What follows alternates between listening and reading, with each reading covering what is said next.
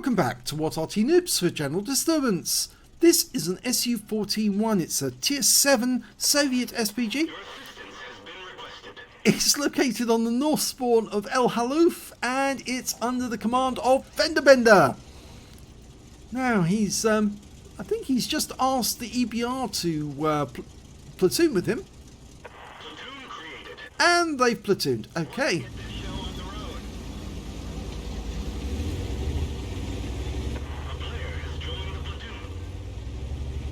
Okay, well, we've got a nice little platoon lined up, and hopefully that EBR will be able to give us some nice spotting. So what can I tell you about this Arty? Well, it was built during the 1930s, 1934 to be precise. They built two of them, and unfortunately the project was cancelled. Now the tank that it's actually based on, the hull, is a T-35 heavy tank. It's an absolutely dreadful tank, and I think the less said about that tank the better. Too long for its width. Oh my god, what a big hit! And he set the enemy on fire! Nice one! And, well, he managed to get 316 hit points from the actual hit, but 508 from the fire that went afterwards. So a fantastic first hit, but our EBR Hotchkiss has suddenly found the enemy EBR. Okay, can we get a shot on that EBR? Line it up. Work out where it's going. Oh, gone. Now there's an EBR up there. Oh, he's gone down the other side now. It's a little difficult to hit. Well, no, it went long. Now the gun is a 152mm howitzer, the B2, and he's actually got 700 alpha from it. Can only penetrate up to 38mm, but he does have a fairly good burst radius of 7.6 meters. I don't think he actually hit anything there.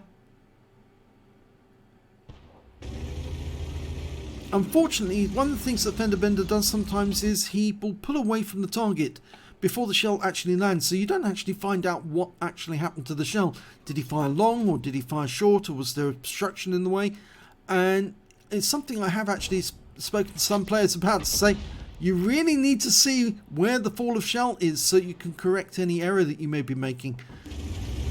And unfortunately, because that rise and the fact that the gun was pointing upwards, we can't shoot at the EBR because it's too close to us.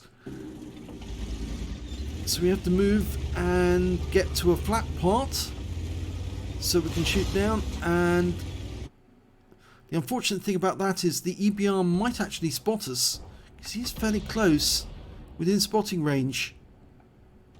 And we've got no reticule, you see, because it's not on target. Okay, now he's got a reticule. And, oh, King Tiger captured, just got taken out by our Object 257 platoon mate. And this battle's going quite well because we're 4 ahead of the enemy at the moment.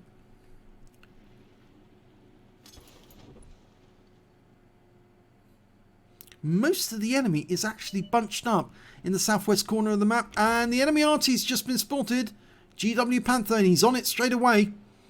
Obviously, only an Arty player knows how devastating an Arty can be if they're still allowed to be in the game. So he's dialing in on that GW as fast as he can. Rounds out. This should be nasty for him. It was! Direct hit on the GW. But it didn't kill him. Came close, but...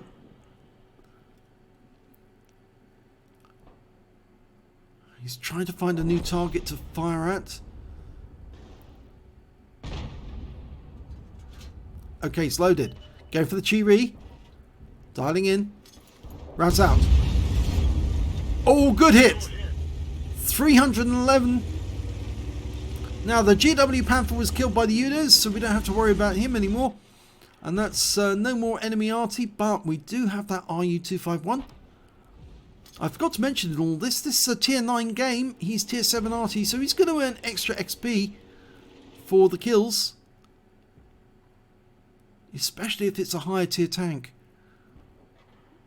Oh, there's an enemy tank destroyer well worth firing at that one. Tier 8. Dialing in. Good shot. Direct hit. And he got a fire. Premium fire extinguisher went off. He's not going to be very happy about that. And the 251's just taken out our T49. We're going to be loaded momentarily, so we're going to go for the SU-130PM again. Rounds out, and kill shot! Oh, you heard the shell sizzle against the hull of the SU-130PM. Direct hit.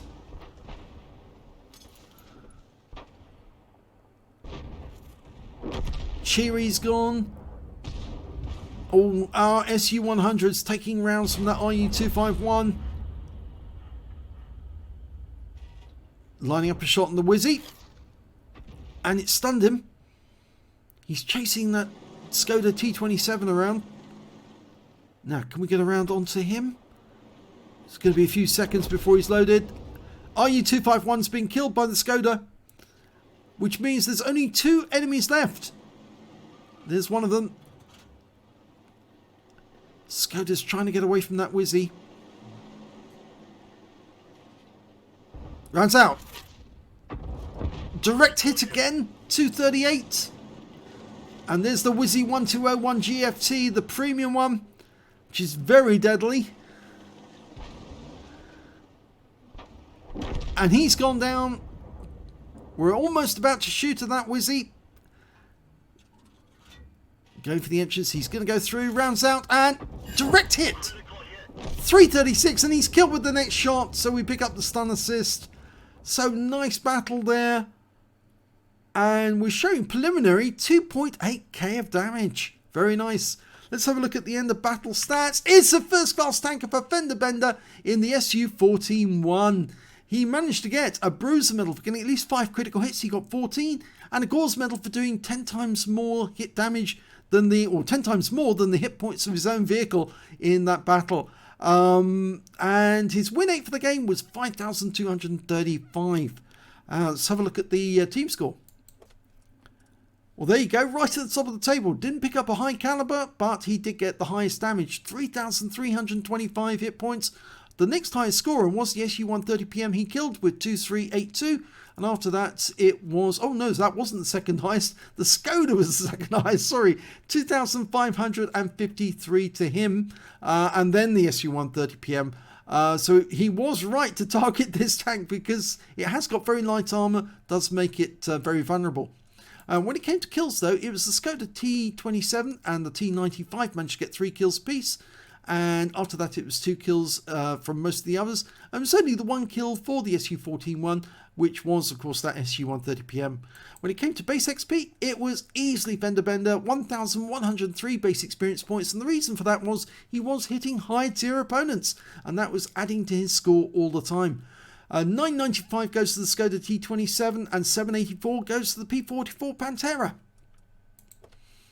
He fired 11 shots in that game, got 7 direct hits, 2 penetrations and 9 splash.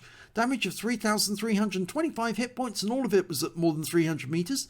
He hit 6 of the enemy but only killed 1, but he did get 689 hit points of stun assist of 10 stuns.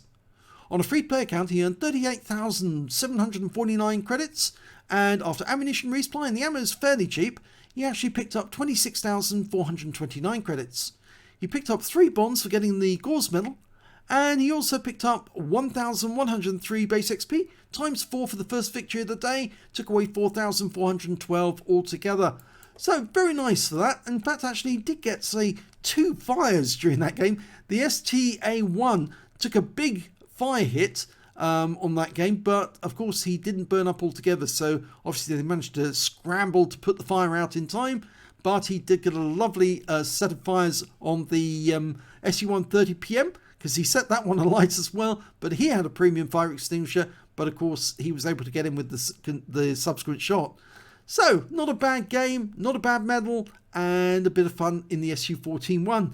So if you enjoyed that replay, please give it a like, do subscribe to our channel and hit that notification button. Thanks for watching.